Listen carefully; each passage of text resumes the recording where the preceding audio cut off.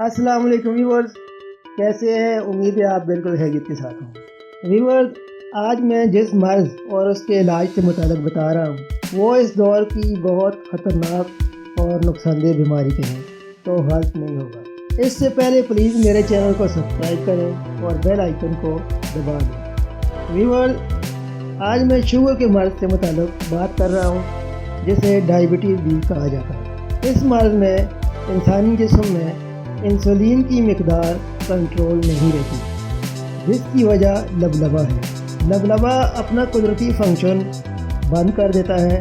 Insulin की गैर मुतवाज़न मिकदार जिस्म में मज़ीद बीमारियां पैदा करती है, जिनमें क़ुव्वत मुदाफ़अत में कमी, नज़र की खराबी, दिल के अमराज, गुर्दों के अमराज, जोड़ों में कमज़ोरी, ज़ख्मों में इन्फेक्शन और हर वो मर्ज़ जिसमें क़ुव्वत मुदाफ़अत दरकार होती है। जिस्म में शुगर की मिकदार को मुतवाज़न रखने के लिए मुख्तलिफ़ टोटके और तरीक़े इलाज आज़माए जाते हैं, जिनके अपने अपने फ़ायदे और नुकसान हैं।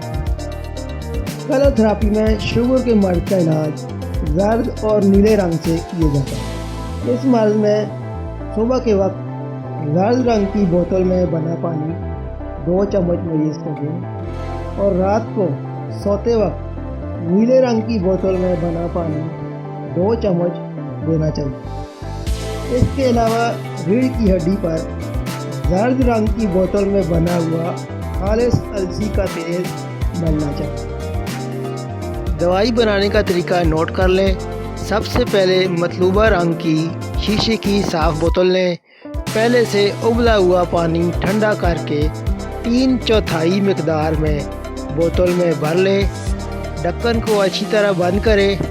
बोतल को धूप में रखने से पहले उसके नीचे एक लकड़ी का टुकड़ा ज़रूर रखें। 6 घंटे के लिए बोतल को साफ़ धूप में रखें। धूप 6 घंटे मुसलसल मिलनी चाहिए। अगर बादल आ जाए तो बकाया टाइम अगले दिन पूरा कर लें।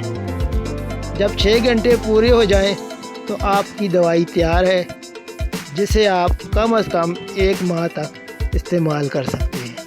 उम्मीद है तमाम बातें समझ आ गई होंगी। कोई बात रह गई हो तो सवाल पूछ सकते हैं या दवाई के हसूल के लिए भी रब्ता कर सकते हैं। अपना ख्याल रखिएगा। इजाज़त चाहता हूँ। अल्लाह हाफ़िज़।